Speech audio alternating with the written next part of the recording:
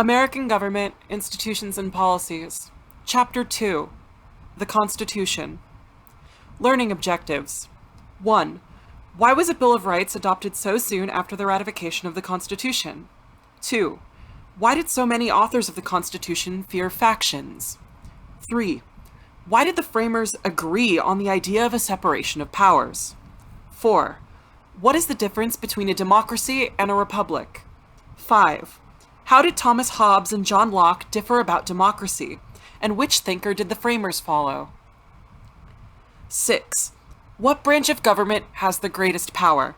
7. Does the Constitution tell us what goals the government should serve? 8. Whose freedom does the Constitution protect? Then, when the Constitutional Convention was held in Philadelphia in 1787, its members were all white men.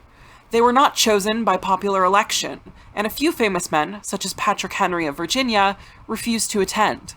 One state, Rhode Island, sent no delegates at all.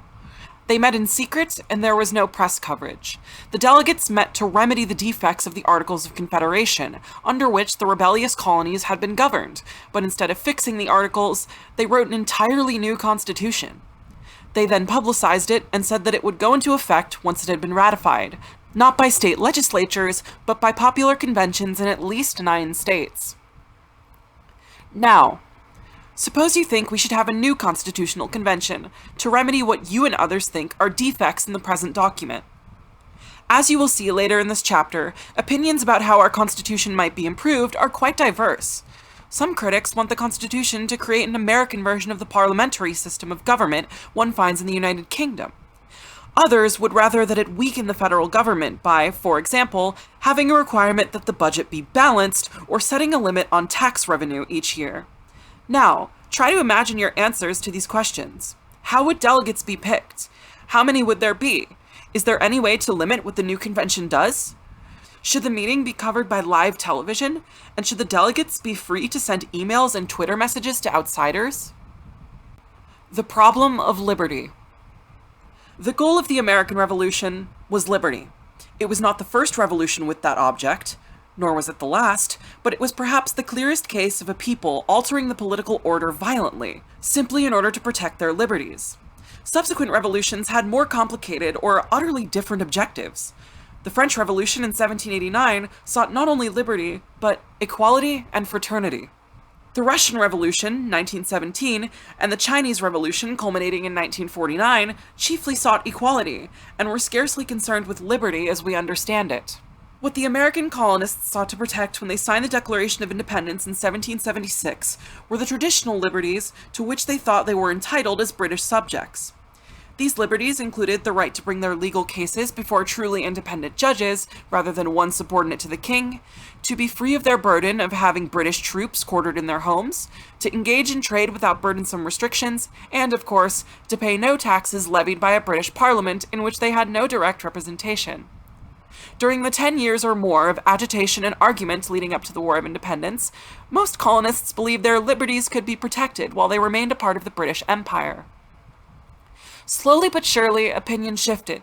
By the time war broke out in 1775, a large number of colonists, though perhaps not a majority, had reached the conclusion that the colonies would have to become independent of Great Britain if their liberties were to be assured. The colonists had many reasons for regarding independence as the only solution, but one is especially important. They no longer had confidence in the English Constitution. This constitution was not a single document, but rather a collection of laws, charters, and traditional understandings that proclaimed the liberties of British subjects. In the eyes of the colonists, these liberties were regularly violated, despite their constitutional protection. Clearly, then, the English Constitution was an inadequate check on the abuses of political power. The revolutionary leaders sought an explanation of the insufficiency of the Constitution and found it in human nature. The Colonial Mind. A lust for domination is more or less natural to all parties, one colonist wrote. Men will seek power, many colonists believed, because they are ambitious, greedy, and easily corrupted. John Adams denounced the, quote, luxury, effeminacy, and venality of English politics. Patrick Henry spoke scathingly of the, quote, corrupt House of Commons, and Alexander Hamilton described England as, quote, an old, wrinkled, withered, worn-out hag. This was in part flamboyant rhetoric designed to whip up enthusiasm for the conflict, but it was also deeply revealing of the colonial mindset.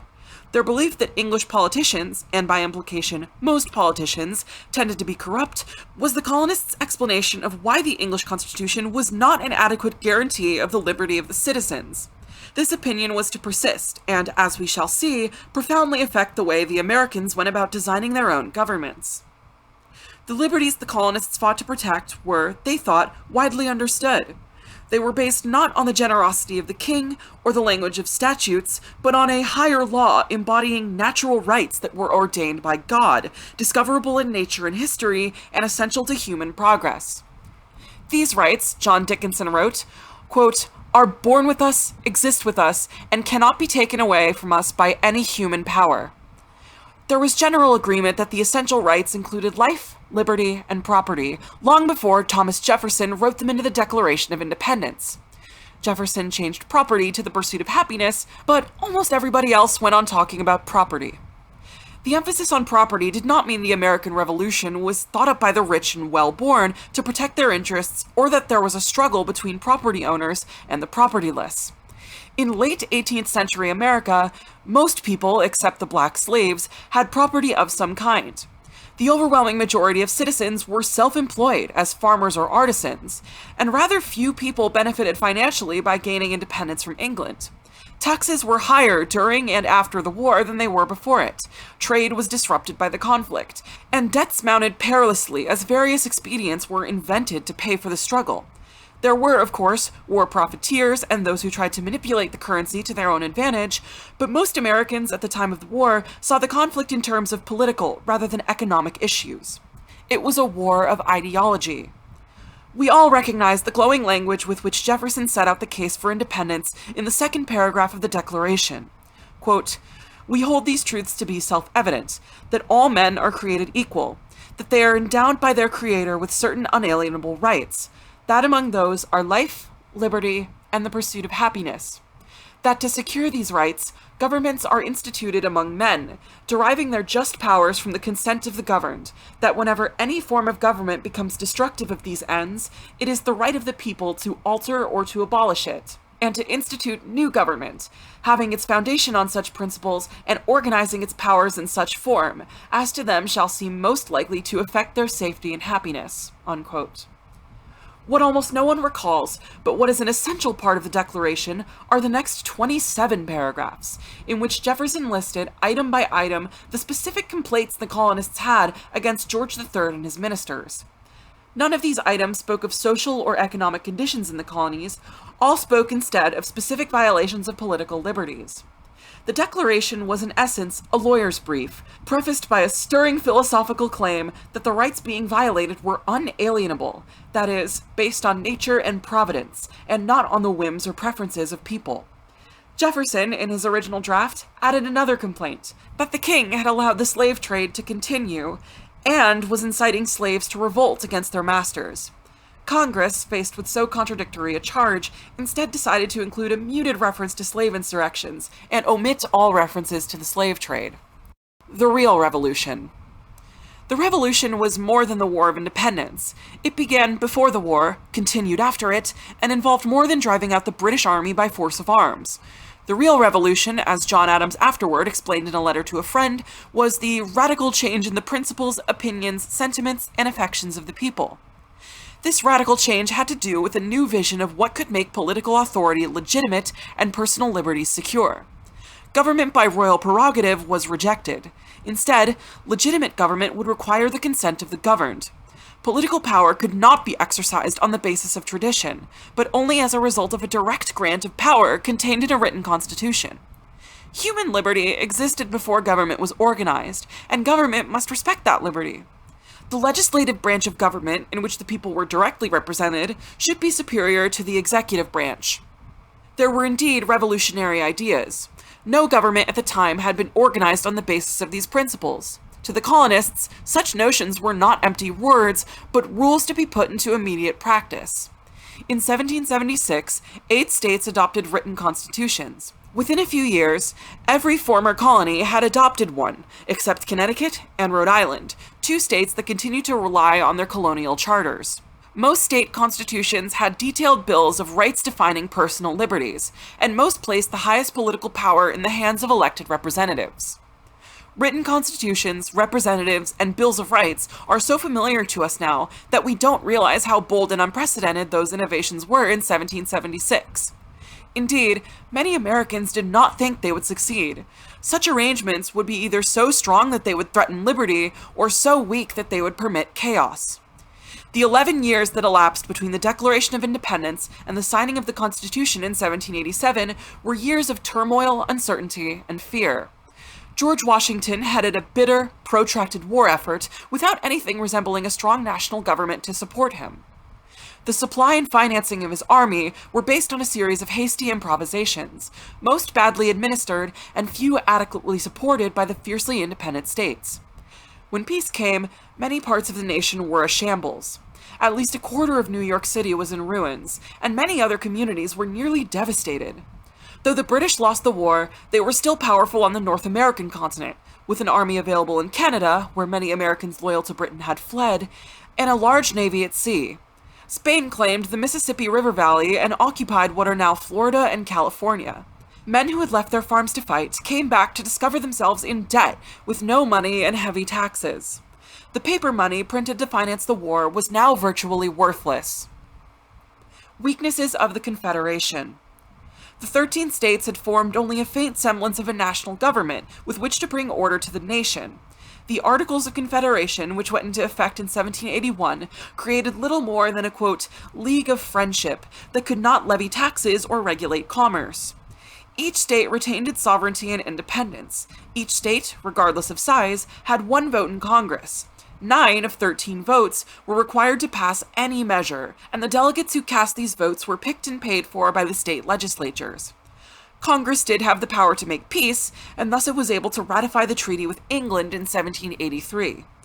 It could coin money, but there was precious little to coin. It could appoint the key army officers, but the army was small, and dependent for support on independent state militias. It was allowed to run the post office, then, as now, a thankless task that no one else wanted. In 1785, John Hancock was elected to the meaningless office of president under the Articles, and never showed up to take the job.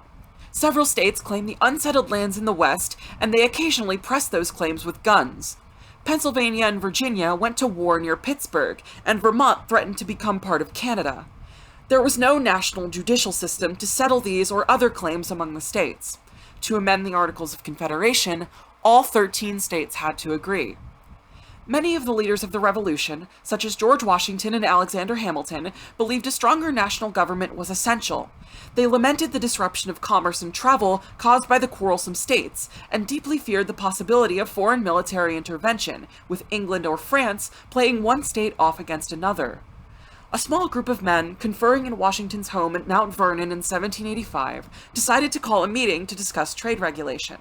That meeting, held in Annapolis, Maryland in September 1786, was not well attended. No delegates arrived from New England, and so another meeting, this one in Philadelphia, was called for the following spring, in May 1787, to consider ways of remedying the defects of the Constitution.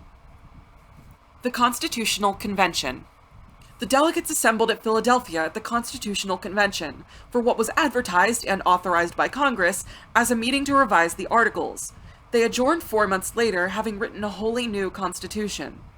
When they met, they were keenly aware of the problems of the Confederacy, but far from agreement as to what should be done about those problems. The protection of life, liberty, and property was their objective in 1787, as it had been in 1776. But they had no accepted political theory that would tell them what kind of national government, if any, would serve that goal. The lessons of experience. They had read ancient and modern political history, only to learn that nothing seemed to work. James Madison spent a good part of 1786 studying books sent to him by Thomas Jefferson, then in Paris, in hopes of finding some model for a workable American republic. He took careful notes on various confederacies in ancient Greece and on the more modern confederacy of the United Netherlands. He reviewed the history of Switzerland and Poland and the ups and downs of the Roman Republic. He concluded that there was no model, as he later put it in one of the Federalist Papers. History consists only of beacon lights, quote, which give warning of the course to be shunned, without pointing out that which ought to be pursued. The problem seemed to be that confederacies were too weak to govern and tended to collapse from internal dissension, while all stronger forms of government were so powerful as to trample the liberties of the citizens. State constitutions.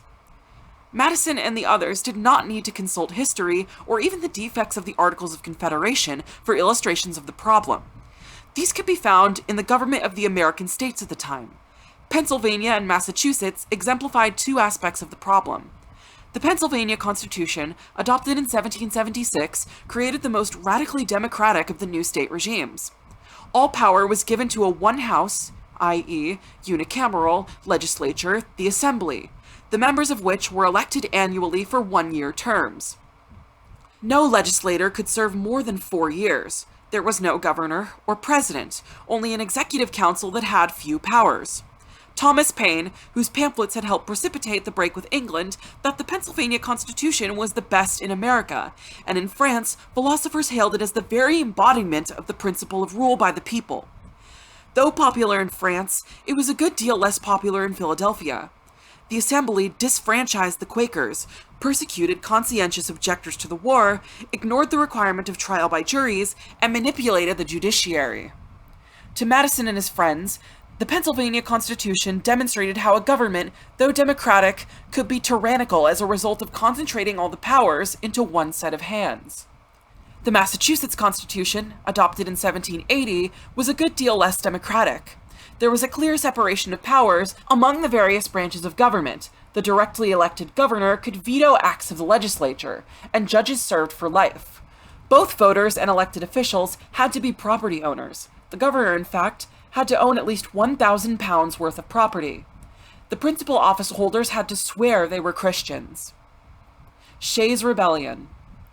But if the government of Pennsylvania was thought too strong, that of Massachusetts seemed too weak, despite its quote-unquote conservative features. In January 1787, a group of ex-Revolutionary War soldiers and officers, plagued by debts and high taxes and fearful of losing their property to creditors and tax collectors, forcibly prevented the courts in western Massachusetts from sitting. This became known as Shays' Rebellion, after one of the officers, Daniel Shays. The governor of Massachusetts asked the Continental Congress to send troops to suppress the rebellion, but it could not raise the money or the manpower.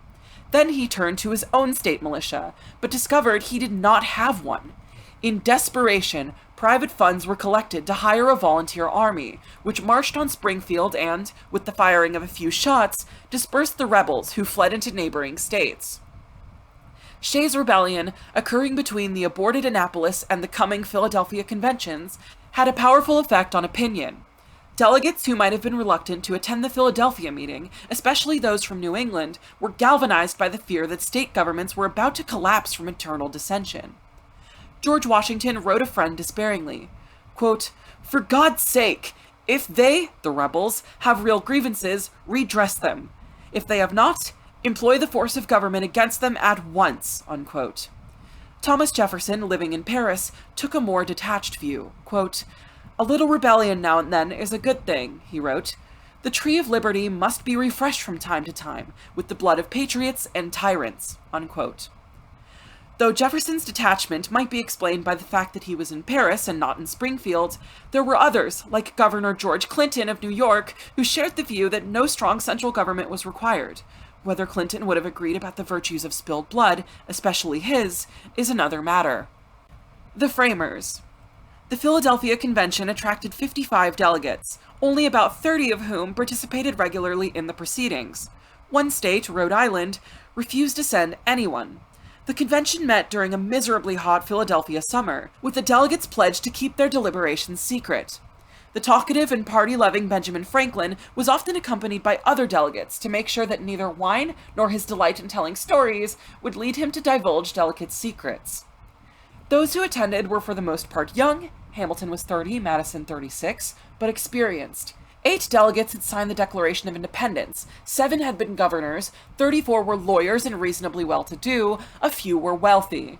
They were not intellectuals, but men of practical affairs. 39 had served in the ineffectual Congress of the Confederation. A third of all delegates were veterans of the Continental Army. Some names made famous by the Revolution were conspicuously absent. Thomas Jefferson and John Adams were serving as ministers abroad. Samuel Adams was ill. Patrick Henry was chosen to attend, but refused, commenting that he quote-unquote smelled a rat in Philadelphia, tending toward monarchy.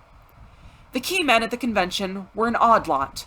George Washington was a very tall, athletic man who was the best horseman in Virginia, and who impressed everyone with his dignity, despite decaying teeth and big eyes. James Madison was the very opposite, quite short with a frail body, and not much of an orator, but possessed one of the best minds in the country. Benjamin Franklin, though old and ill, was the most famous American in the world as a scientist and writer, and always displayed shrewd judgment, at least when sober. Alexander Hamilton, the illegitimate son of a French woman and Scottish merchant, had so strong a mind and so powerful a desire that he succeeded in everything he did, from being Washington's aide during the Revolution to serving as a splendid Secretary of the Treasury during Washington's presidency. The convention produced not a revision of the Articles of Confederation, as it had been authorized to do, but instead a wholly new written constitution, creating a true national government unlike any that had existed before. That document is today the world's oldest written constitution. Those who wrote it were neither saints nor schemers, and the deliberations were not always lofty or philosophical, much hard bargaining, more than a little confusion, and the accidents of personality and time helped shape the final product. The delegates were split on many issues: what powers should be given to a central government, how the states should be represented, what was to be done about slavery, the role of the people, each of which was resolved by a compromise. The speeches of the delegates, known to us from the detailed notes kept by Madison, did not explicitly draw on political philosophy or quote from the writings of philosophers. Everyone present was quite familiar with the traditional arguments and, on the whole, well read in history. Though the leading political philosophers were only rarely mentioned, the debate was profoundly influenced by philosophical beliefs, some formed by the revolutionary experience and others by the 11-year attempt at self-government. From the debates leading up to the Revolution, the delegates had drawn a commitment to liberty, which, despite the abuses sometimes committed in its name, they continued to share. Their defense of liberty as a natural right was derived from the writings of the 17th century English philosopher John Locke. Unlike his English rival, Thomas Hobbes, Locke did not believe that it was necessary to have an all-powerful government, or that democracy was impossible. Hobbes had argued that in any society without an absolute supreme ruler, there is bound to be ceaseless violent turmoil, a, quote, war of all against all. Locke disagreed. In a quote-unquote state of nature, Locke argued, all men cherish and seek to protect their life, liberty, and property. But in a state of nature, that is, a society without a government, the strong can use their liberty to deprive the weak of their own liberty. The instinct for self-preservation leads people to want a government that will prevent this exploitation. But if the government is not itself to deprive its subjects of their liberty, it must be limited. The chief limitation on it, he said, should derive from the fact that it is created, and governs, by the consent of the governed. People will not agree to be ruled by a government that threatens their liberty. Therefore, the government to which they freely choose to submit themselves will be a limited government designed to protect liberty. The Pennsylvania experience, as well as the history of British government, led the framers to doubt whether popular consent alone would be a sufficient guarantor of liberty. A popular government may prove too weak, as in Massachusetts, to prevent one faction from abusing another, or a popular majority can be tyrannical, as in Pennsylvania. In fact, the tyranny of the majority can be an even graver threat than rule by the few. In the former case, there may be no defenses for the individual. One lone person cannot count on the succor of public opinion or the possibility of popular revolt. The problem, then, was a delicate one: how to devise a government strong enough to preserve order, but not so strong that it would threaten liberty. The answer, the delegates believed, was not democracy as it was then understood. To many conservatives in the late 18th century, democracy meant mob rule. It meant, in short, Shays' Rebellion, or, if they had been candid about it, the Boston Tea Party. On the other hand, aristocracy, the rule of the few, was no solution, since the few were likely to be self-serving. Madison, writing later in the Federalist Papers, put the problem this way, quote, "If men were angels, no government would be necessary. If angels were to govern men, neither external nor internal controls on government would be necessary. In framing a government which is to be administered by men over men, the great difficulty lies in this. You must first enable the government to control the governed, and in the next place, oblige it to control itself." Unquote. Striking this balance could not be done, Madison believed, simply by writing a constitution that set limits on what government could do. The example of British rule over the colonies proved that laws and customs were inadequate checks on political power. As he expressed it, quote, "A mere demarcation on parchment of the constitutional limits of government is not a sufficient guard against those encroachments which lead to a tyrannical concentration of all the powers of government in the same hands." Unquote. The challenge. The resolution of political issues, great and small, often depends crucially on how the central question is phrased. The delegates came to Philadelphia in general agreement that there were defects in the Articles of Confederation that ought to be remedied. Had they, after convening, decided to make their business that of listing these defects and debating alternative remedies for them, the document that emerged would in all likelihood have been very different from what in fact was adopted. But immediately after the convention had organized itself and chosen Washington to be its presiding officer, the Virginia delegation, led by Governor Edmund Randolph but relying heavily on the draftsmanship of James Madison, presented to the convention a comprehensive plan for a wholly new national government. The plan quickly became the major item of business at the meeting. It, and little else, was debated for the next 2 weeks. The Virginia Plan. When the convention decided to make the Virginia Plan its agenda, it had fundamentally altered the nature of its task. The business at hand was not to be the articles and their defects, but rather how one should go about designing a true national government. The Virginia Plan called for a strong national union organized into 3 governmental branches: the legislative, executive, and judicial. The legislature was to be composed of 2 houses, the first elected directly by the people, and the second chosen by the first house from among the candidates nominated by state legislatures. The executive was to be chosen by the national legislature, as were members of a national judiciary. The executive and some members of the judiciary were to constitute a, quote, council of revision that could veto acts of the legislature. That veto, in turn, could be overridden by the legislature. There were other interesting details, but the key features of the Virginia Plan were 2.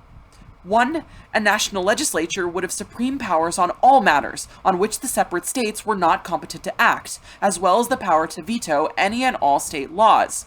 And 2. At least one house of the legislature would be elected directly by the people. The New Jersey Plan. As the debate continued, representatives of New Jersey and other small states became increasingly worried that the convention was going to write a constitution in which the states would be represented in both houses of Congress on the basis of population. If this happened, the smaller states feared they would always be outvoted by the larger ones. And so, with William Paterson of New Jersey as their spokesman, they introduced a new plan. The New Jersey Plan proposed to amend, not replace, the old Articles of Confederation.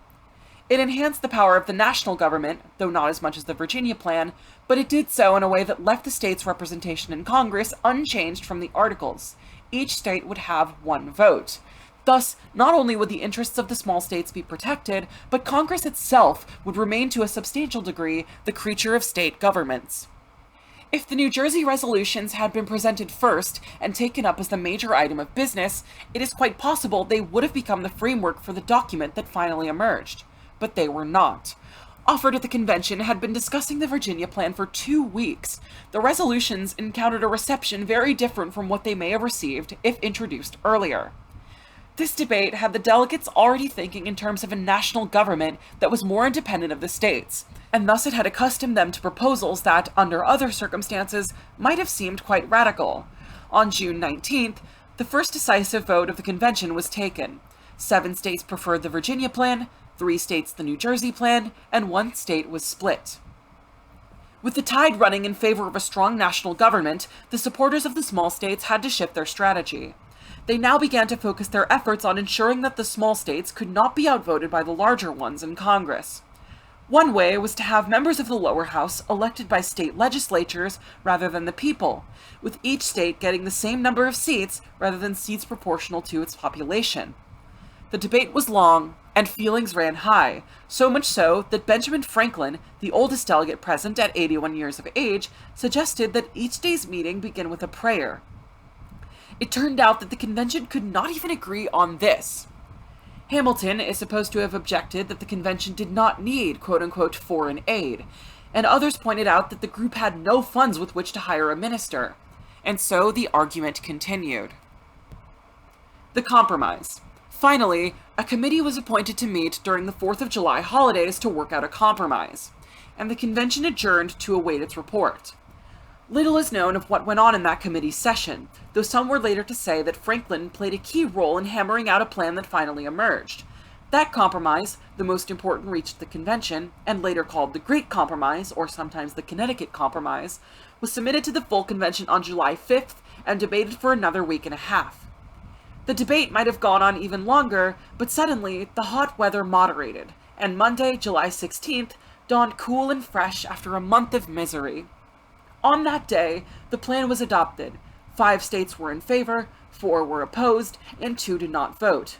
Thus, by the narrowest of margins, the structure of the national legislature was set as follows. A House of Representatives consisting initially of 65 members at proportion among the states, roughly on the basis of population and elected by the people. A Senate consisting of 2 senators from each state to be chosen by the state legislatures. The Great Compromise reconciled the interests of small and large states by allowing the former to predominate in the Senate and the latter in the House. This reconciliation was necessary to ensure there would be support for a strong national government from small as well as large states. It represented major concessions on the part of several groups. Madison, for one, was deeply opposed to the idea of having the states equally represented in the Senate. He saw in that a way for the states to hamstring the national government, and much preferred some measure of proportional representation in both houses. Delegates from other states worried that representation on the base of population in the House of Representatives would enable the large states to dominate legislative affairs. Although the margin by which the compromise was accepted was razor thin, it held firm. In time, most of the delegates from the dissenting states accepted it. After the Great Compromise, many more issues had to be resolved, but by now, a spirit of accommodation had developed. When one delegate proposed having Congress choose the president, another, James Wilson, proposed that he be elected directly by the people. When neither side of that argument prevailed, a committee invented a plan for an electoral college that would choose the president. When some delegates wanted the president chosen for a life term, others proposed a 7-year term, and still others wanted the term limited to 3 years without eligibility for re-election. The convention settled on a 4-year term with no bar to re-election. Some states wanted the Supreme Court picked by the Senate. Others wanted it chosen by the president. They finally agreed to let the justices be nominated by the president and then confirmed by the Senate. Finally, on July 26th, the proposals that were already accepted, together with a bundle of unresolved issues, were handed over to the Committee of Detail, consisting of 5 delegates. This committee included Madison and Gouverneur Morris, who was to be the chief draftsman of the document that finally emerged. The committee hardly contented itself with mere quote-unquote details, however. It inserted some new proposals and made changes in old ones, drawing for inspiration on existing state constitutions and the members' beliefs as to what the other delegates might accept. On August 6th, the report, the first complete draft of the Constitution, was submitted to the convention. There, it was debated, item by item, revised, amended, and finally, on September 17th, approved by all 12 states in attendance. Not all delegates approved, however. 3, including Edmund Randolph, who first submitted the Virginia Plan, refused to sign. The Constitution and Democracy. A debate continues to rage over whether the Constitution created, or was even intended to create, a democratic government. The answer is complex. The framers did not intend to create a quote-unquote pure democracy, one in which the people rule directly. For one thing, the size of the country and the distances between settlements would have made that physically impossible.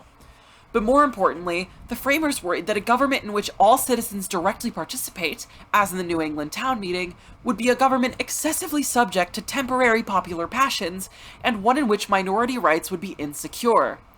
They intended instead to create a republic, by which they meant a government in which a system of representation operates. The framers favored a republic over a direct democracy, because they believed that government should mediate, not mirror, popular views, and that elected officials should represent, not register, majority sentiments. They supposed that most citizens did not have the time, information, interest, and expertise to make reasonable choices among competing policy positions. They suspected that even highly educated people could be manipulated by demagogic leaders who played on their fears and prejudices. They knew that representative democracy often proceeds slowly and prevents sweeping changes in policy, but they cautioned that a government capable of doing great good quickly can also do great harm quickly. They agreed the majority opinion should figure in the enactment of many or most government policies, but they insisted that the protection of civil rights and civil liberties, the right to a fair trial, the freedom of speech, press, and religion, or the right to vote itself, ought never to hinge on a popular vote. Above all, they embraced representative democracy because they saw it as a way of minimizing the chances that power would be abused, either by a tyrannical popular majority or by self-serving office holders.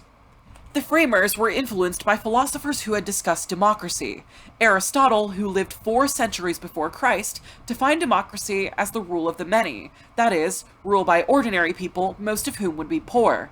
But democracy, he suggested, can easily decay into an oligarchy, meaning rule of the rich, or a tyranny, meaning the rule of a despot. To prevent this, a good political system will be a mixed regime, combining elements of democracy and oligarchy. Most people will vote, but talented people will play a large role in managing affairs. But, as we noted earlier in this chapter, the framers were strongly influenced by John Locke, the 17th century English writer who argued against powerful kings and in favor of popular dissent. In Locke's second treatise of civil government, 1690, he argued that people can exist in a state of nature, that is, without any ruler, so long as they can find enough food to eat and a way to protect themselves. But food may not be plentiful, and as a result, life may be poor and difficult. The human desire for self-preservation will lead people to want a government that will enable them to own property and thereby to increase their supply of food. But unlike his English rival Thomas Hobbes, Locke did not think it necessary to have an all-powerful government. In Leviathan, 1651, Hobbes had argued that people live in a quote-unquote war of all against all, and so an absolute supreme ruler was essential to prevent civil war. Locke disagreed. People can get along with one another if they can securely own their farms and live off what they produce. But for that to happen, a decent government must exist with the consent of the governed and be managed by majority rule.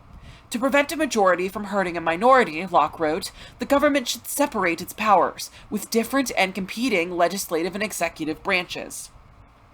Thus, what the framers tried to do in 1787 was to create a republic that would protect freedom and private property, a moderate regime that would simultaneously safeguard people and leave them alone. In designing that republic, the framers chose, not without argument, to have the members of the House of Representatives elected directly by the people. Some delegates did not want to go even that far. Elbridge Gerry of Massachusetts, who refused to sign the Constitution, argued that though, quote, the people do not want, that is, lack, virtue, they often are the quote-unquote dupes of pretended patriots.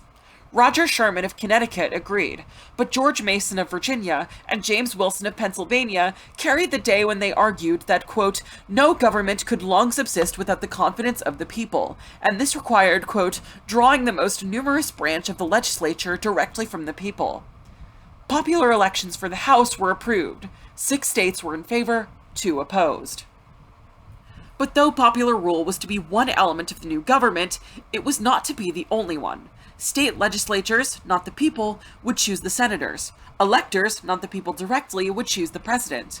As we have seen, without these arrangements, there would have been no constitution at all, for the small states adamantly opposed any proposal that would have given undue power to the large ones. And direct popular election of the president would clearly have made the populous states the dominant ones. In short, the framers wished to observe the principle of majority rule, but they felt that, on the most important questions, two kinds of majorities were essential: a majority of the voters and a majority of the states. The power of the Supreme Court to declare an act of Congress unconstitutional, judicial review, is also a way of limiting the power of popular majorities. It is not clear whether the framers intended that there be judicial review, but there is little doubt that in the framers' minds the fundamental law, the Constitution, had to be safeguarded against popular passions. They made the process for amending the Constitution easier than it had been under the Articles, but still relatively difficult.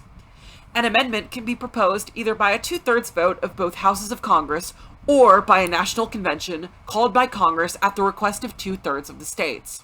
Once proposed, an amendment must be ratified by 3/4 of the states, either through their legislatures or through special ratifying conventions in each state. 27 amendments have survived this process, all of them proposed by Congress, and all but one, the 21st Amendment, ratified by state legislatures rather than state conventions. In short, the answer to the question of whether the Constitution brought into being a democratic government is yes, if by democracy one means a system of representative government based on popular consent. The degree of that consent has changed since 1787, and the institutions embodying that consent can take different forms. One form, rejected in 1787, gives all political authority to one set of representatives directly elected by the people. That is the case, for example, in most parliamentary regimes, such as the United Kingdom, and in some city governments in the United States. The other form of democracy is one in which different sets of officials, chosen directly or indirectly by different groups of people, share political power. That is the case with the United States and a few other nations where the separation of powers is intended to operate. Key principles. The American version of representative democracy was based on two major principles: the separation of powers and federalism. In America, political power was to be shared by three separate branches of government. In parliamentary democracies, that power was concentrated in a single supreme legislature. In America, political authority was divided between a national government and several state governments, federalism, whereas in most European systems, authority was centralized in the national government. Neither of these principles was especially controversial at Philadelphia. The delegates began their work in broad agreement that separated powers and some measure of federalism were necessary, and both the Virginia and New Jersey plans contained a version of each. How much federalism should be written into the Constitution was quite controversial, however. Under these two principles, governmental powers in this country can be divided into three categories. The powers given to the national government exclusively are the delegated or enumerated powers. They include the authority to print money, declare war, make treaties, conduct foreign affairs, and regulate commerce among the states and with foreign nations. Those given exclusively to the states are reserved powers, and include the power to issue licenses and to regulate commerce wholly within a state. Those shared by both the national and the state governments are called concurrent powers, and include collecting taxes, building roads, borrowing money, and maintaining courts. How things work: checks and balances. The Constitution creates a system of separate institutions that share powers. Because the three branches of government share powers, each can partially check the powers of the others. This is the system of checks and balances. The major checks possessed by each branch are listed below. Congress. 1. Can check the president in these ways: by refusing to pass a bill the president wants, by passing a law over the president's veto, by using impeachment powers to remove the president from office, by refusing to approve a presidential appointment, Senate only, or by refusing to ratify a treaty the president has signed, Senate only. 2. Can check the federal courts in these ways: by changing the number and jurisdiction of the lower courts, by using the impeachment powers to remove a judge from office, or by refusing to approve a person nominated to be a judge, Senate only. The President. 1. Can check Congress by vetoing a bill it has passed. 2. Can check the federal courts by nominating judges. The courts. 1. Can check Congress by declaring a law unconstitutional. 2. Can check the president by declaring actions by him or his subordinates unconstitutional or not authorized by law. In addition to these checks specifically provided for in the Constitution, each branch has informal ways of checking the others. For example, the president can try to withhold information from Congress on the grounds of executive privilege, and Congress can try to get information by mounting an investigation. The exact meaning of the various checks is explained in Chapter 13 on Congress, Chapter 14 on the presidency, and Chapter 16 on the courts. Government and human nature. The desirability of separating powers and leaving the states equipped with a broad array of rights and responsibilities was not controversial at the Philadelphia Convention because the framers' experiences with British rule and state government under the Articles had shaped their view of human nature. These experiences had taught most of the framers that people would seek their own advantage in and out of politics. This pursuit of self-interest, unchecked, would lead some people to exploit others. Human nature was good enough to make it possible to have a decent government based on popular consent. But it was not good enough to make it inevitable. One solution to this problem would be to improve human nature. Ancient political philosophers such as Aristotle believed that the first task of any government was to cultivate virtue among the governed. Many Americans were of the same mind. To them, Americans would first have to become good people before they could have a good government. Samuel Adams, a leader of the Boston Tea Party, said that the new nation must become a quote-unquote Christian Sparta. Others spoke of the need to cultivate frugality, industry, temperance, and simplicity. But to James Madison and the other architects of the Constitution, the deliberate cultivation of virtue would require a government too strong and thus too dangerous to liberty, at least in the national level. Self-interest, freely pursued within reasonable limits, was a more practical and durable solution to the problem of government than any effort to improve the virtue of the citizenry. He wanted, he said, to make Republican government possible, even in the absence of political virtue. Madison argued that the very self-interest that leads people towards factionalism and tyranny might, if properly harnessed by appropriate constitutional arrangements, provide a source of unity and a guarantee of liberty. This harnessing was to be accomplished by dividing the offices of the new government among many people, and giving to the holder of each office the necessary means and personal motives to resist encroachments of the others. In this way, ambition must be made to counteract ambition, so that the private interest of every individual may be a sentinel over the public rights. If men were angels, all of this would be unnecessary.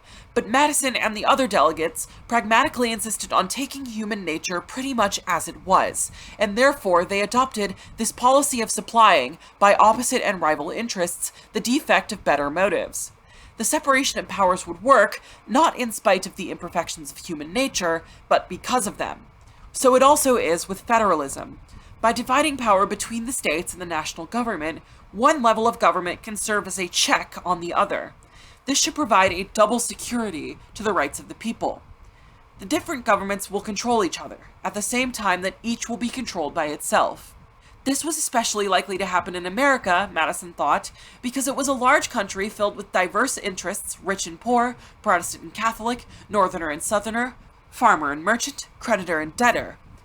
Each of these interests would constitute a faction that would seek its own advantage.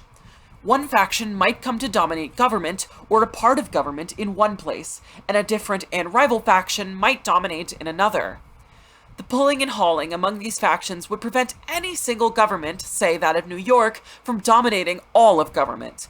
The division of power among several governments would provide virtually every faction an opportunity to gain some, but not full, power.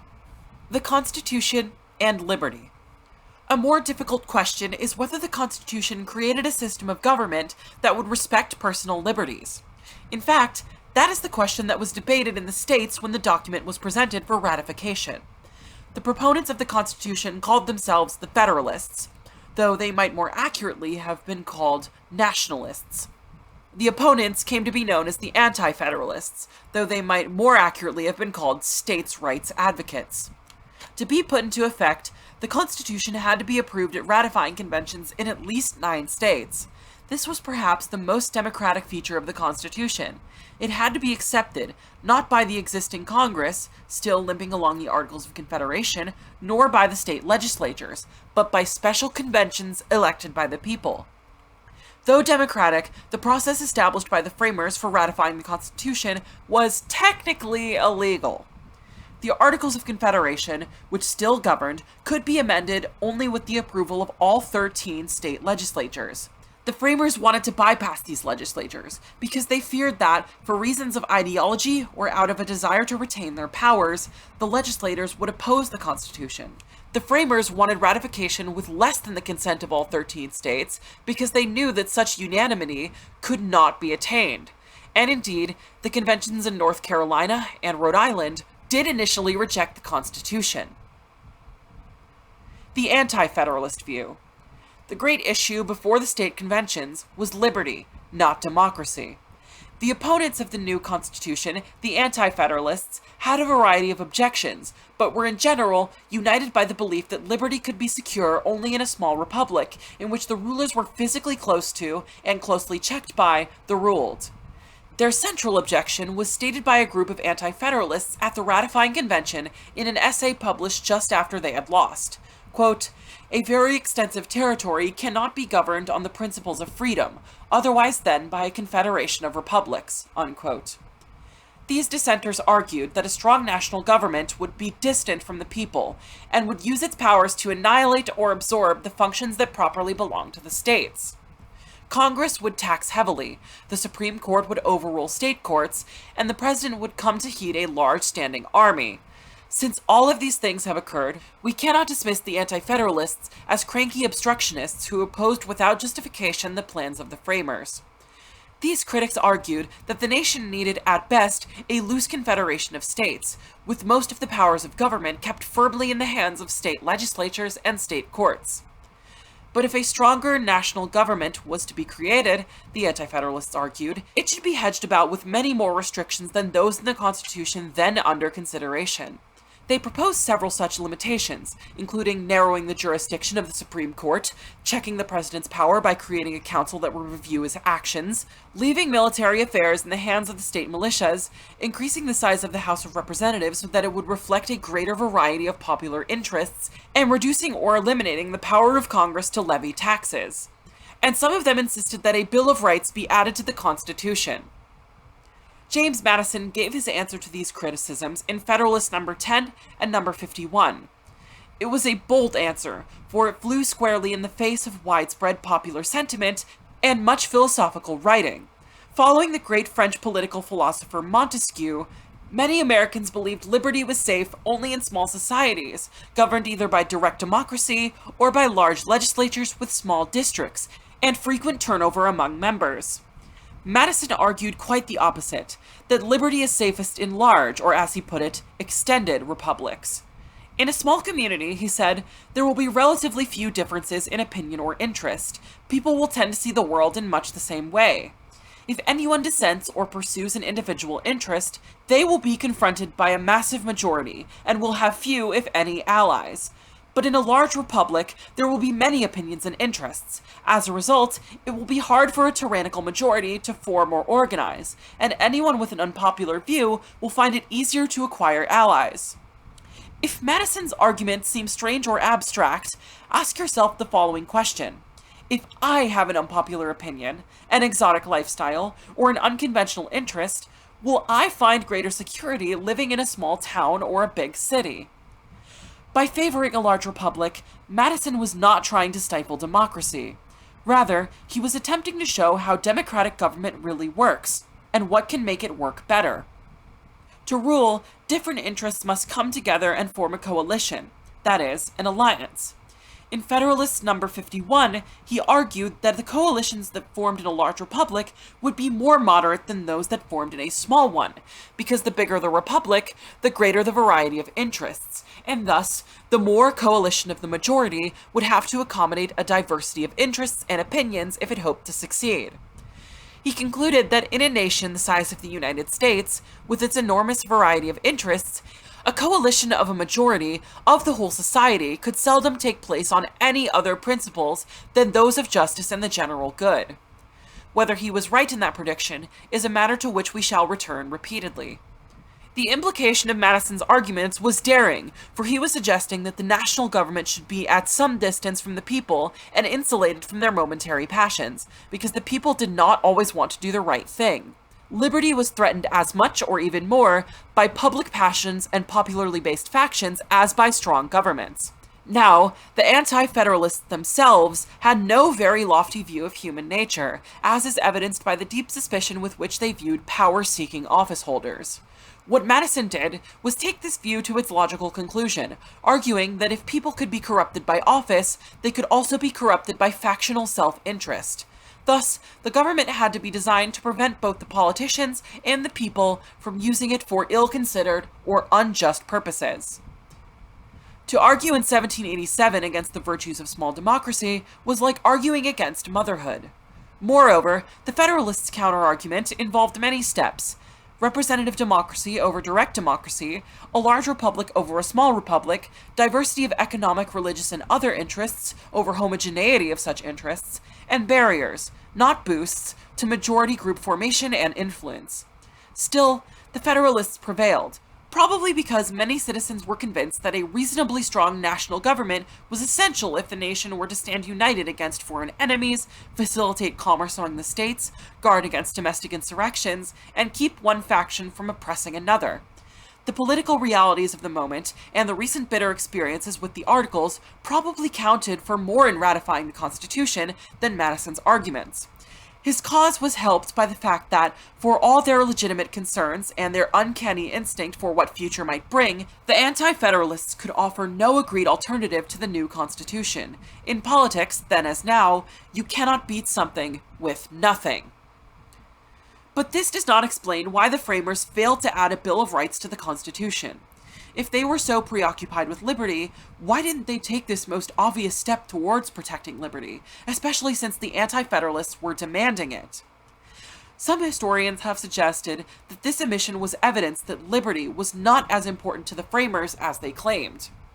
In fact, when one delegate suggested that a Bill of Rights be drawn up, the state delegations at the convention unanimously voted the idea down. There were several reasons for this. First, the Constitution as written did contain a number of specific guarantees of individual liberty, including the right of trial by jury in criminal cases and the privilege of the writ of habeas corpus. The liberties guaranteed in the Constitution are listed on the following page. Writ of habeas corpus may not be suspended except during invasion or rebellion. No bill of attainder may be passed by Congress or the states. No ex post facto law may be passed by Congress or the states. Right of trial by jury in criminal cases is guaranteed. The citizens of each state are entitled to the privileges and immunities of the citizens of every other state. No religious test or qualification for holding federal office is imposed. No law impairing the obligation of contracts may be passed by the states. Second, most states in 1787 had Bills of Rights. When Elbridge Gerry proposed to the convention that a federal Bill of Rights be drafted, Roger Sherman rose to observe that it was unnecessary because the state Bills of Rights were sufficient. But third, and perhaps most important, the framers thought they were creating a government with specific limited powers.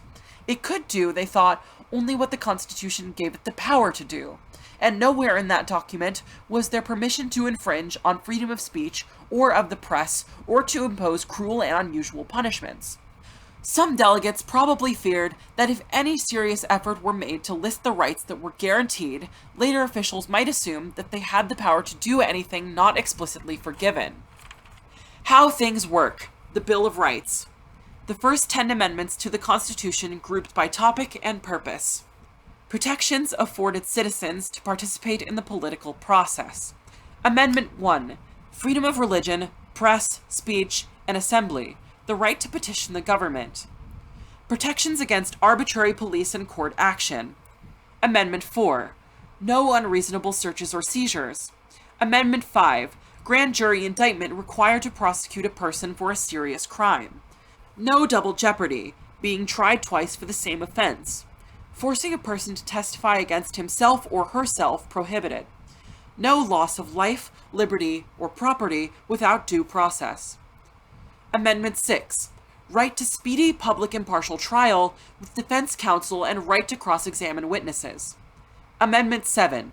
Jury trials in civil suits where value exceeds $20. Amendment 8. No excessive bail or fines, no cruel and unusual punishments. Protections of states' rights and unarmed rights of people.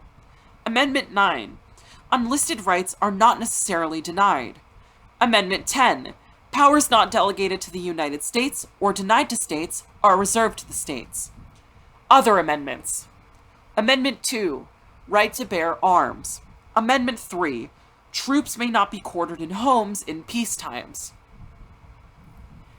Need for a Bill of Rights. Whatever their reasons, the framers made at least a tactical and perhaps a fundamental mistake. It quickly became clear that without at least the promise of a Bill of Rights, the Constitution would not be ratified. Though the small states, pleased by their equal representation in the Senate, quickly ratified, in Delaware, New Jersey, and Georgia, the vote in the conventions was unanimous. The battle in the large states was intense, and the outcome uncertain. In Pennsylvania, Federalist supporters dragged boycotting Anti-Federalists to the legislature in order to ensure a quorum was present so a convention could be called. There were rumors of other rough tactics. In Massachusetts, the Constitution was approved by a narrow majority, but only after key leaders promised to obtain a Bill of Rights. In Virginia, James Madison fought against the fiery Patrick Henry, whose climactic speech against ratification was dramatically punctuated by a noisy thunderstorm outside. The Federalists won by 10 votes. In New York, Alexander Hamilton argued the case for 6 weeks against the determined opposition of most of the state's key political leaders. He carried the day, but only by 3 votes, and then only after New York City threatened to secede from the state if it did not ratify. By June 21, 1788, the 9th state, New Hampshire, had ratified, and the Constitution was law. Many people think that the first Congress moved quickly to adopt the Bill of Rights, that is, the first 10 amendments to the Constitution, in order to satisfy demands made in state ratifying conventions that this must be done. Unfortunately, that is not quite right. Of the many criticisms made of the proposed Constitution, hardly any referred to civil liberties. Take, for example, the Massachusetts Convention. Several critics, including John Hancock, said they would vote to ratify the document if the new members of Congress did all they could to get 9 amendments adopted. But these amendments had nothing to do with free speech or a free press. Instead, they involved the size of the House of Representatives, congressional influence on local elections, the power of Congress to impose taxes, and the need for grand juries in criminal cases. Other speakers wanted an amendment that would have House members stand for election every year.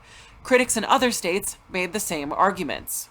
Despite the bitterness of the ratification struggle, the new government that took office in 1789 to 1790, headed by President Washington, was greeted enthusiastically.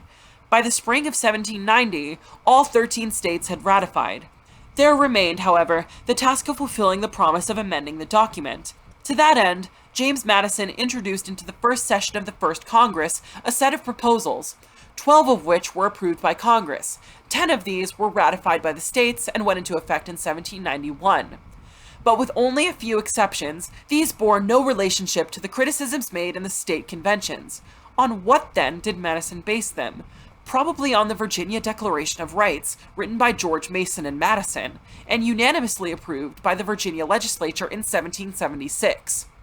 These amendments, which no one called a Bill of Rights as late as 1792, did not limit the power of state governments over citizens, only the power of the federal government. Later, the 14th Amendment, as interpreted by the Supreme Court, extended many of the guarantees of the Bill of Rights to cover state governmental action. The Constitution and slavery.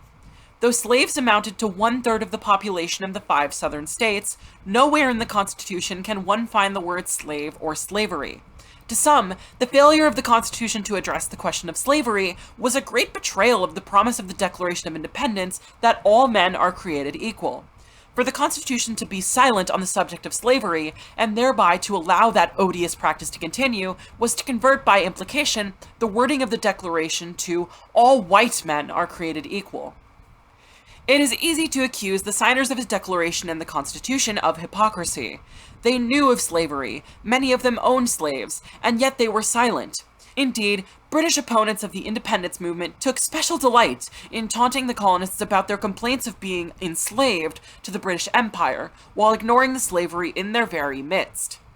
Increasingly, revolutionary leaders during this period spoke to this issue. Thomas Jefferson had tried to get a clause opposing the slave trade put into the Declaration of Independence. James Otis of Boston had attacked slavery and argued that black as well as white men should be free. As revolutionary fervor mounted, so did Northern criticism of slavery. The Massachusetts legislature and then the Continental Congress voted to end the slave trade. Delaware prohibited the importation of slaves. Pennsylvania voted to tax slavery out of existence, and Connecticut and Rhode Island decided that all slaves brought into those states would automatically become free. Slavery continued unabated in the South, defended by some whites because they thought it right, by others because they found it useful. But even in the South, there were opponents, though rarely conspicuous ones. George Mason, a large Virginia slaveholder and a delegate to the convention, warned prophetically that, by an inevitable change of causes and effects, Providence punishes national sins, slavery, by national calamities. The blunt fact, however, was that any effort to use the Constitution to end slavery would have meant the end of the Constitution. The Southern states would never have signed a document that seriously interfered with slavery. Without the Southern states, there would have been a continuation of the Articles of Confederation, which would have left each state entirely sovereign, and thus entirely free of any prospect of challenge to slavery. Thus, the framers compromised with slavery. Political scientist Theodore Lowy calls this their greatest compromise. Slavery is dealt with in 3 places in the Constitution, though never by name. In determining the representation of each state was to have in the House 3/5 of all other persons, that is, of slaves, are to be added to the whole number of free persons. The South originally wanted slaves to count fully, even though, of course, none would be elected to the House. They settled for counting 60% of them. The Great or Connecticut Compromise favored smaller states, which were mostly northern, by giving each state 2 senators, but the 3/5 Compromise even more strongly favored the South's slave-holding states. For example, apportioned according to its free population, the southern states would have had a combined total of 33 House seats rather than the 43 they claimed. The 3/5 Compromise is the primary reason why Southern-born presidents, House leaders, and Supreme Court justices generally dominated antebellum American national government. The convention also agreed not to allow the new government, by law or even constitutional amendment, to prohibit the importation of slaves until 1808. The South thus had 20 years in which it could acquire more slaves from abroad. After that, Congress was free but not required to end the importation. Finally, the Constitution guaranteed that if a slave were to escape their master and flee to a free state, the slave would be returned by that state to the party to whom service or labor may be due. The unresolved issue of slavery was to prove the most explosive question of all. Allowing slavery to continue was a fateful decision, one that led to the worst social and political catastrophe in the nation's history: the Civil War. The framers chose to sidestep that issue in order to create a union that, they hoped, would eventually be strong enough to deal with the problem when it could no longer be postponed. The legacy of that choice reverberates to this day. How we compare. Does a constitution guarantee freedom? You may think that the best protection for individual freedom is for a nation to have a written constitution. After all, a constitution is supposed to limit governmental action. But if you look around the world, you will see that a constitution is not enough. Here are 3 nations that do not have a written constitution, and yet personal freedom is well established: Israel, New Zealand, United Kingdom. And here are 3 nations with a written constitution whose personal freedom is rare: Iran, North Korea, Russia. What else must nations have to do in order to ensure personal freedoms? The motives of the framers. The framers were not saints or demigods. They were men with political opinions who also had economic interests and human failings. It would be a mistake to conclude that everything they did in 1787 was motivated by a disinterested commitment to the public good. But it would be an equally great mistake to think that what they did was nothing but an effort to line their pockets by producing a government that would serve their own narrow interests. As in almost all human endeavors, the framers acted out of a mixture of motives. What is truly astonishing is that economic interests played only a modest role in their deliberations. Economic interests. Some of the framers were wealthy, some were not. Some owned slaves, some had none. Some were creditors, having loaned money to the Continental Congress or to private parties. Some were deeply in debt.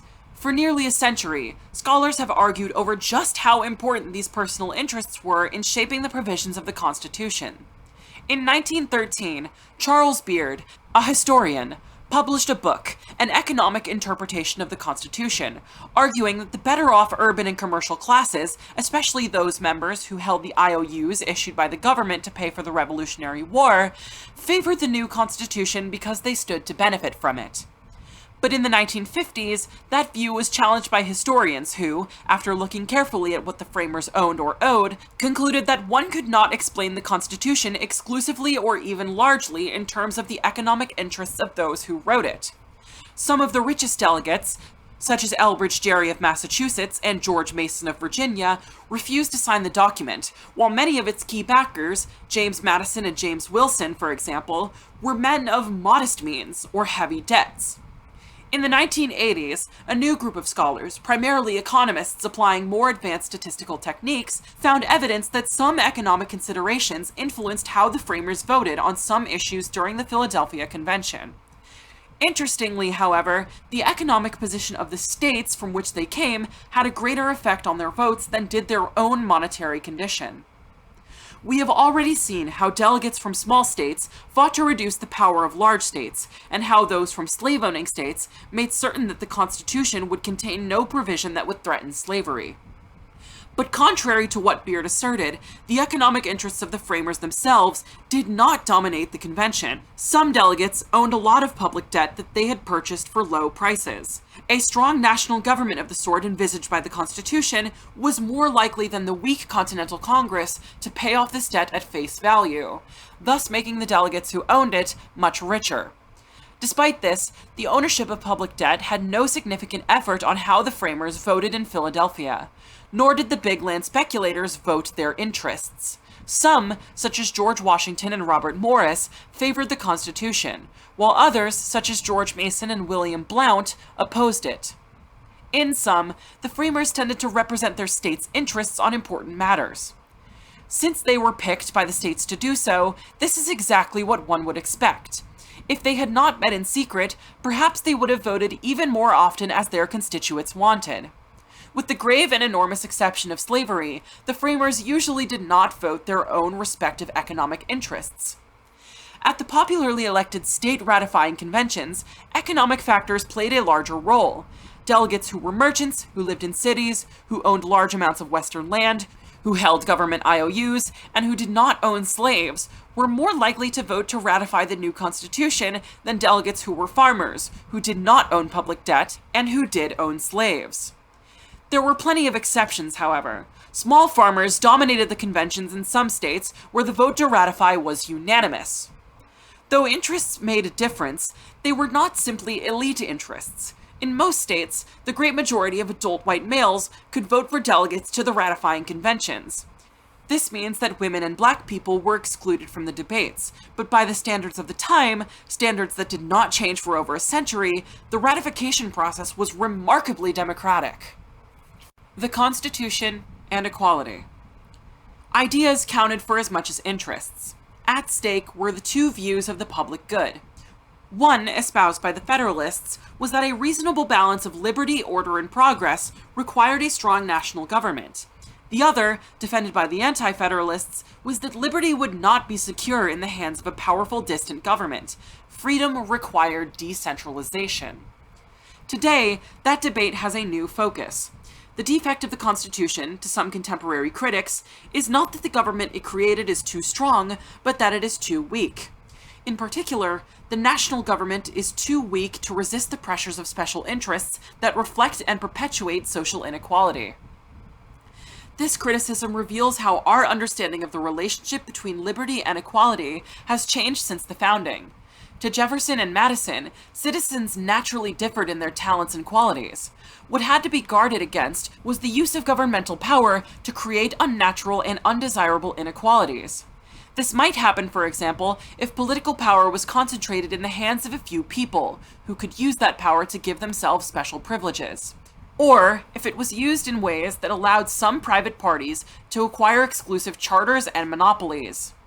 To prevent the inequality that might result from having too strong a government, its powers must be kept strictly limited. Today, some people think of inequality quite differently. To them, it is the natural social order, the marketplace and the acquisitive talents of people operating in that marketplace, that leads to undesirable inequalities, especially in economic power. The government should be powerful enough to restrain these natural tendencies and produce, by law, a greater degree of equality than society allows when left alone. To the framers, liberty and political equality were not in conflict. To some people today, these two principles are deeply in conflict. To the framers, the task was to keep government so limited as to prevent it from creating the worst inequality, political privilege. To some modern observers, the task is to make government strong enough to reduce what they believe is the worst inequality: differences in wealth. Constitutional reform. Modern views. Almost from the day it was ratified, the Constitution has been the object of debate over ways in which it might be improved. These debates have rarely involved the average citizen, who tends to revere the document even if they cannot recall all its details. Because of this deep and broad popular support, scholars and politicians have been wary of attacking the Constitution or suggesting many wholesale changes. But such attacks have occurred. During the 1980s, the decade in which we celebrated the bicentennial of its adoption, we heard a variety of suggestions for improving the Constitution, ranging from particular amendments to wholesale revisions. In general, there are today, as in the 18th century, two kinds of critics: those who think the federal government is too weak, and those who think it is too strong. What's your issue? Income tax rates. As we noted in Chapter 1 in 1788, the proposed Constitution's chief architect, James Madison, argued that the federal government needed its own power of taxation, while critics of the proposed Constitution, including Patrick Henry, opposed giving the federal government this power. Madison's view prevailed, but it was not until 1913, with the passage of the 16th Amendment to the Constitution, that the federal government acquired the power to lay and collect taxes on incomes. The federal income tax system is progressive, meaning that tax rates rise with income levels. In 2013, there were 7 federal tax brackets: 10, 15, 25, 28, 33, 35, and 39.6%. A single person would pay 10% in federal income taxes on the first $8,925 they earned that year, all the way up to 39.6% on every dollar above $400,000 that they earned that year. Thus, in 2013, 39.6% was the top marginal income tax rate. Every year, there are proposals in Congress to make the federal income tax system even more steeply progressive, as well as proposals to lower income tax rates across the board. The debates over income tax rates can get quite technical and hard to follow, but you do not need to be an expert to hold an informed opinion on the issue. Besides, how this issue gets decided affects just about everyone. Have you ever had to pay federal income taxes, and if so, at what rate did you pay them?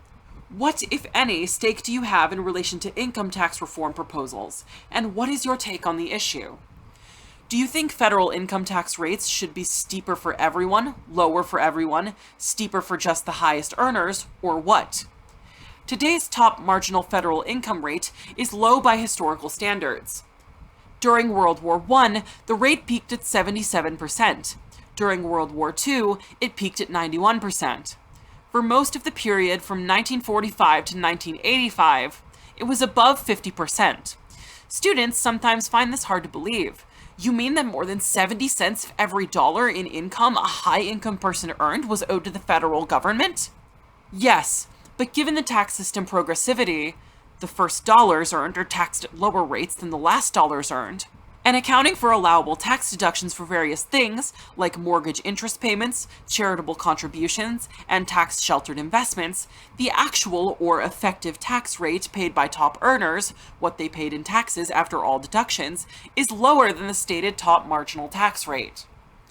For example, according to the U.S. Internal Revenue Service, in 2009, the top 1% of all earners had incomes that averaged about $344,000. This 1% of all taxpayers paid 36.7% of all federal income taxes and had an effective federal income tax rate of 24%. The top 10% of all earners had incomes that averaged $112,000. This 10% of all taxpayers paid 70% of all federal income taxes and had an effective federal income tax rate of 18%. And the top quarter of all earners had incomes that averaged $66,000. This top 25% of all taxpayers paid 87.3% of all federal income taxes and had an effective tax rate of 14.6%. Reducing the separation of powers. To the first kind of critic, the chief difficulty with the Constitution is the separation of powers. By making every decision the uncertain outcome of the pulling and hauling between the President and Congress, the Constitution precludes the emergence, except perhaps in times of crisis, of the kind of effective national leadership the country needs. In this view, our nation today faces a number of challenges that require prompt, decisive, and comprehensive action. Our problem is gridlock. Our position of international leadership, the dangerous and unprecedented proliferation of nuclear weapons among the nations of the globe, and the need to find ways of stimulating economic growth while reducing our deficit and conserving our environment. All these situations require the President be able to formulate and carry out policies free of some of the pressures and delays from interest groups and members of Congress tied to local interests. Not only would this interest in presidential authority make for better policies, these critics argue it would help the voters hold the president and his party accountable for their actions. As matters now stand, nobody in government can be held responsible for policies. Everyone takes the credit for successes, and no one is willing to take the blame for failures. Typically, the president, who tends to be the major source of new programs, cannot get his policies adopted by Congress without long delays and much bargaining, the result of which often is some watered-down compromise that neither the president nor Congress really likes, but that each must settle for if anything is to be done at all. Finally, critics of the separation of powers complain that the government agencies responsible for implementing a program are exposed to undue interference from legislators and special interests. In this view, the president is supposed to be in charge of the bureaucracy, but in fact must share this authority with countless members of Congress and congressional committees. Not all critics of the separation of powers agree with all these points, nor do they all agree on what should be done about the problems.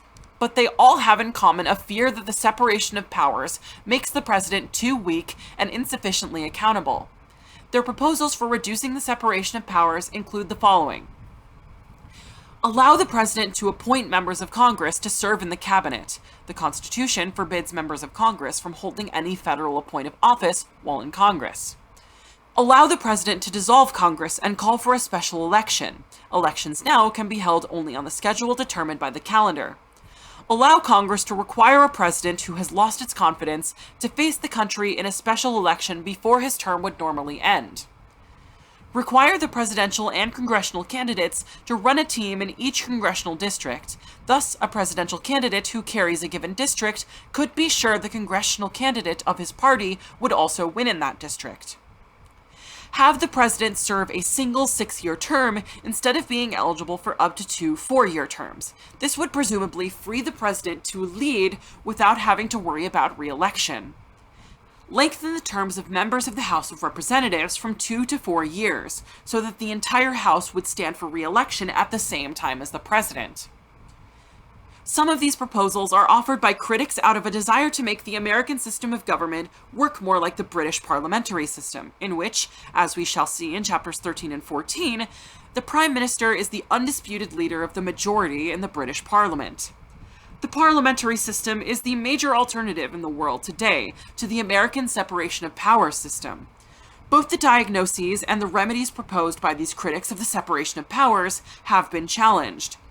Many defenders of our present constitutional system believe that nations such as the United Kingdom, with a different, more unified political system, have done no better than the United States in dealing with the problems of economic growth, national security, and environmental protection. Moreover, they argue, close congressional scrutiny of presidential proposals has improved these policies more often than it has weakened them. Finally, congressional interference in the work of government agencies is a good way of ensuring that the average citizen can fight back against the bureaucracy. Without that so-called interference, citizens and interest groups might be helpless before big and powerful agencies. Each of the specific proposals, defenders of the present constitutional system argue, would either make matters worse or have, at best, uncertain effects. Adding a few members of Congress to the president's cabinet would not provide much help in getting his program through Congress. There are 535 senators and representatives, and probably only about half a dozen would be in the cabinet. Giving either the president or Congress the power to call a special election in between the regular elections every 2 or 4 years would cause needless confusion and great expense. The country would live under the threat of being in a perpetual political campaign with even weaker political parties. Linking the fate of the president and congressional candidates by having them run as a team in each district would reduce the stabilizing and moderating effect of having them elected separately. A Republican presidential candidate who wins the new system would have a Republican majority in the House. A Democratic candidate winner would have a Democratic majority. We might, as a result, expect dramatic changes in policy as the political pendulum swung back and forth. Giving presidents a single 6-year term would indeed free them from the need to worry about re-election, but it is precisely that worry that keeps presidents reasonably concerned about what the American people want.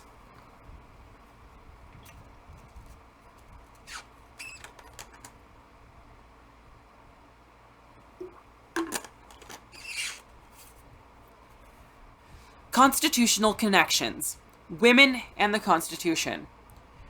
Women were mentioned nowhere in the Constitution when it was written in 1787. Moreover, in Article 1, which set forth the provisions for electing members of the House of Representatives, granted the vote to those people who were allowed to vote for members of the lower house of the legislature in the states in which they resided. In no state at the time could women participate in those elections. In no state could they vote in any elections or hold any offices. Furthermore, wherever the Constitution uses a pronoun, it uses the masculine form, he or him. In another sense, no. Wherever the Constitution or the Bill of Rights defines a right the people are to have, it either grants that right to persons or citizens, not to men, or it makes no mention at all of people or gender. For example, Article 1, Section 9.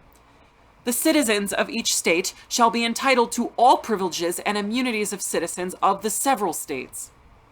Article 3, Section 3. No person shall be convicted of treason unless on the testimony of 2 witnesses to the same overt act, or on confession in open court. Article 1, Section 9. No bill of attainder or ex post facto law shall be passed. Amendment 4. The right of the people to be secure in their persons, houses, papers, and effects against unreasonable searches and seizures shall not be violated. Amendment 5. No person shall be held to answer for a capital or otherwise infamous crime unless on presentment or indictment of a grand jury, nor shall any person be subject for the same offense to be twice put in jeopardy of life or limb, nor be deprived of life, liberty, or property without due process of law. Amendment number 6. In all criminal prosecutions, the accused shall enjoy the right to a speedy and public trial by an impartial jury.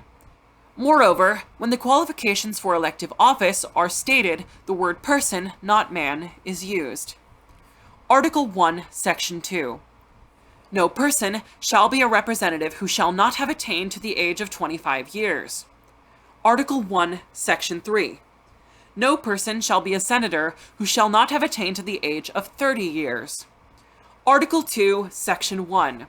No person except a natural-born citizen shall be eligible to the office of president. Neither shall any person be eligible to that office who shall not have attained to the age of 35 years. In places, the Constitution and the Bill of Rights used the pronoun he, but always in the context of referring back to a person or citizen. At this time, and until quite recently, the male pronoun was often used in legal documents to refer generically to both men and women. Thus, though the Constitution did not give women the right to vote until the 19th Amendment was ratified in 1920, it did use language that extended fundamental rights and access to office to women and men regularly. Of course, what the Constitution permitted did not necessarily occur. State and local laws denied women rights that, in principle, they ought to have enjoyed. Except for a brief period in New Jersey, no women voted in statewide elections until in 1869 they were given the right to cast ballots in territorial elections in Wyoming. When women were first elected to Congress, there was no need to change the Constitution. Nothing in it restricted office holding to men. When women were given the right to vote by constitutional amendment, it was not necessary to amend any existing language in the Constitution. Because nothing in the Constitution itself denied women the right to vote, the amendment simply added a new right. Amendment number 19. The right of citizens of the United States to vote shall not be denied or abridged by the United States or any state on account of sex, making the system less democratic. The second kind of critic of the Constitution thinks the government does too much, not too little. Though the separation of powers at one time may have slowed the growth of government and moderated the policies it adopted, in the last few decades government has grown helter-skelter. The problem, these critics argue, is not that democracy is a bad idea, but that democracy can produce bad, or at least unintended, results if the government caters to the special interest claims of the citizens, rather than to their long-term values. To see how these unintended results might occur, imagine a situation in which every citizen thinks the government grows too big, taxes too heavily, and spends too much. Each citizen wants the government made smaller by reducing the benefits other people get, but not by reducing the benefits they get. In fact, such citizens may even be willing to see their own benefits cut, provided everyone else's benefits are cut as well, and by a like amount. But the political system attends to individual wants, not general preferences. It gives aid to farmers, contracts to industry, grants to professors, pensions to the elderly, and loans to students. As someone once said, the government is like an adding machine. During elections, candidates campaign by promising to do more for whatever group is dissatisfied with what the incumbents are doing for it. As a result, most elections bring to office men and women committed to doing more for somebody. The grand total of all these elections is more for everybody. Few politicians have an incentive to do less for anybody. To remedy this state of affairs, these critics suggest various mechanisms, but principally a constitutional amendment that would either set a limit on the amount of money the government could collect in taxes each year, or require that each year the government have a balanced budget, that is, not spend more than it takes in taxes, or both. In some versions of these plans, an extraordinary majority, say 60% of Congress, could override these limits, and the limits would not apply in wartime. Would be to force Congress and the President to look at the big picture, the grand total of what they are spending, rather than just to operate the adding machine by pushing the add button over and over again. If they could spend only so much during a given year, they would have to allocate what they spend among all the rival claimants. For example, if more money were to be spent on the poor, less could then be spent on the military, or vice versa. Some critics of an overly powerful federal government think these amendments will not be passed or may prove unworkable. Instead, they favor enhancing the president's power to block spending by giving him a line-item veto.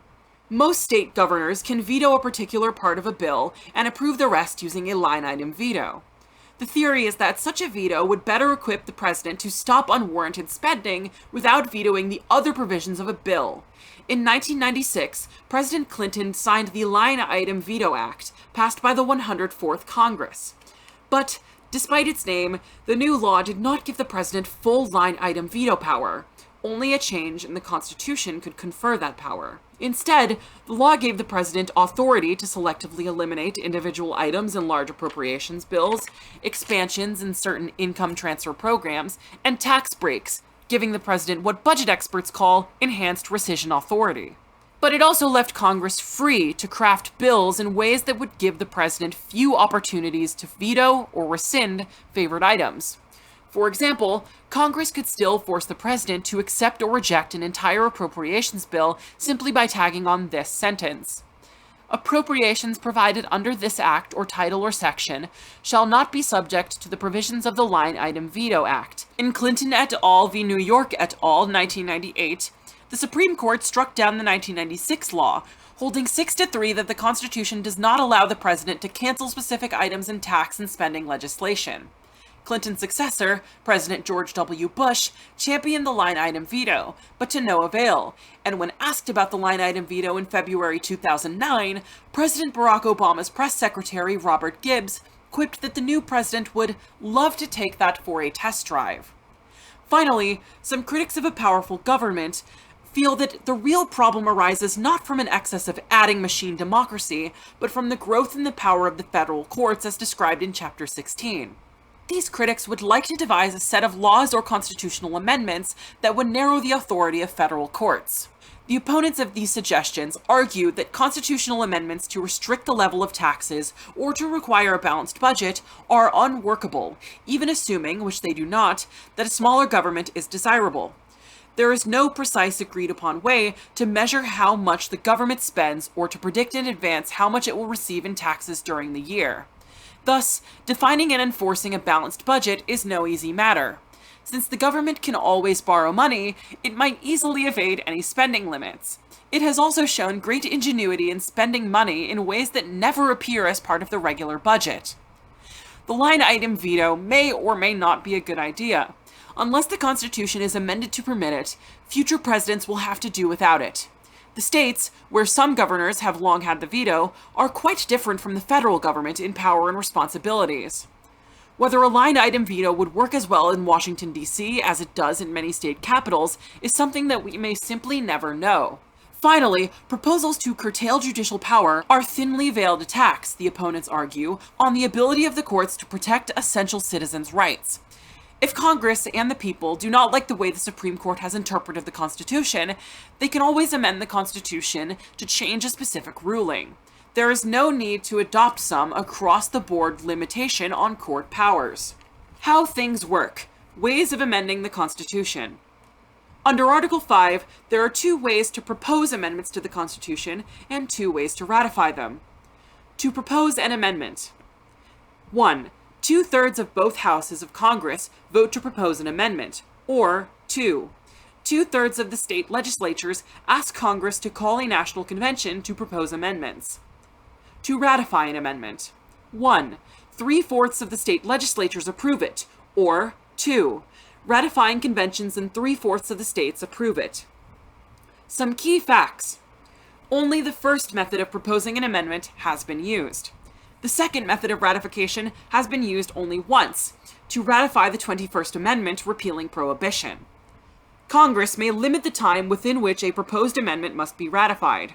The usual limitation has been 7 years. Thousands of proposals have been made, but only 33 have obtained the necessary 2/3 vote in Congress. 27 amendments have been ratified. The first 10 amendments, ratified on December 15, 1791, are known as the Bill of Rights. Who is right? Some of the arguments of these 2 sets of critics of the Constitution may strike you as plausible or even entirely convincing. Whatever you may ultimately decide nothing for now. One cannot make or remake a constitution based entirely on abstract reasoning or unproven factual arguments. Even when the Constitution was first written in 1787, it was not an exercise in abstract philosophy, but rather an effort to solve pressing practical problems in the light of a theory of human nature, the lessons of past experience, and a close consideration of how governments in other countries and at other times had worked. Just because the Constitution is more than 200 years old does not mean it is out of date. The crucial questions are these. How well has it worked over the long sweep of American history? How well has it worked compared to the constitutions of other democratic nations? The only way to answer those questions is to study American government closely, with special attention to its historical evolution and to the practices of other nations. That is what this book is about. Of course, even after close study, People will still disagree about whether our system should be changed. People want different things, and evaluate human experience according to different values. But if we first understand how, in fact, the government works and why it has produced the policies it has, we can then argue more intelligently about how best to achieve our wants and give expression to our beliefs. What would you do? Memorandum. To Elizabeth Anthony, Arkansas State Majority Leader. From George Morris, Chief of Staff. Subject: Proposal for a new constitutional convention. In the 1990s, Arkansas and several other states approved term limits for their members of Congress, but the Supreme Court ruled in 1995 that states do not have this authority. Now, term limit advocates are pursuing a broader strategy, calling for states to approve legislation that would require Congress to consider several amendment proposals, including term limits and abolishing the Electoral College to permit the direct popular election of the president. The Arkansas General Assembly passed such a bill last week, and several senators in your party have declared their support. News: 28 states back proposal for constitutional convention. Yesterday, Pennsylvania's legislature approved a proposal for a constitutional convention, becoming the 28th state to do so. The Constitution states that Congress shall hold a convention for proposing amendments at the request of 2/3 of the state legislatures. But this has never happened in U.S. history.